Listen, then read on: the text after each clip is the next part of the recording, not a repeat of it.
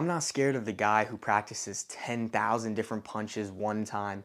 I'm scared of the guy who practices one punch 10,000 times. And you're probably thinking, what does that have to do with anything? Well, that's just like our communication skills.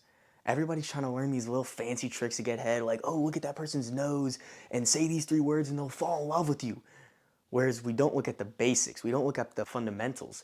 And if we get good at those, we'll already be better than 90% of the population at communication because we're all poor communicators. And there's three essential parts to get good at that, and then three essential questions that keep conversations going with that certain part. So this, don't get overwhelmed by this. I'm a stock kind of guy. I like the stock market. So essentially green is good. This is going to represent your conversation going well. And then the reds are those little awkward silent moments that pop up in the conversation. I'm going to tell you how to turn those around so we can reach peak conversation with one another. The first step is to know your who. Who is like your group A humor versus group B humor. If you say the group A humor in group B, then you're going to be the unfunny person. So you need to know who you are talking to.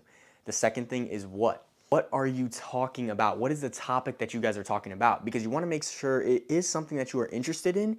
Because if you are not interested in it, then you're going to be like this throughout the whole conversation. Yep, nod the head, waiting for the conversation to be over. And we don't want to do that. And then the third thing is why. Think about why you are interested in that said topic, because that will motivate you and keep you pushing to asking questions. Because that's all this whole conversation is. A conversation is just an exchange of questions and answers with each other. This is the conversation from the beginning to the end, and we want to reach that peak, like I said. So it kind of starts off going well, the introduction with each other, and then there's that first awkwardness, right? And that's where your who comes in. That's the introduction of one another. Hey, I'm so-and-so, I do this, this, and this. Hey, I'm so-and-so, I do this, this, and this. And then you can kind of get a gradual image of what they do and what they're about. So then you can continue to move on to the next question. And this may spark a little bit more conversation leading up to that first peak. And then all of a sudden you get that awkward silence because nobody knows what to say next. And that's where you get your drop off here. That's where you bring in this second thing, which is your what. These are your what type of questions. Like, what did you do today? What type of park did you go to? What type of exercises do you like to do? And then that leads on to hopefully more conversation if the person is not dry and trying to leave. Then you'll go up to your second peak, and then eventually you'll get to a point where you kind of hit the little bit of a ceiling there, and then you'll have a little setback in the red again. And this is where the most important part of the conversation comes in order for you to reach the peak of the conversation, the why. Why questions are your most important questions that you want to ask. That's like, why did you decide on that exercise? Why did you decide on that park over so many other parks?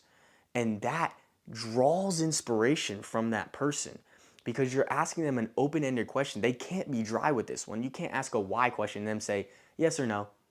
No, it's a whole reasoning because that's what why means. It's the reasoning as to why you do that. And then that reaches that peak conversation.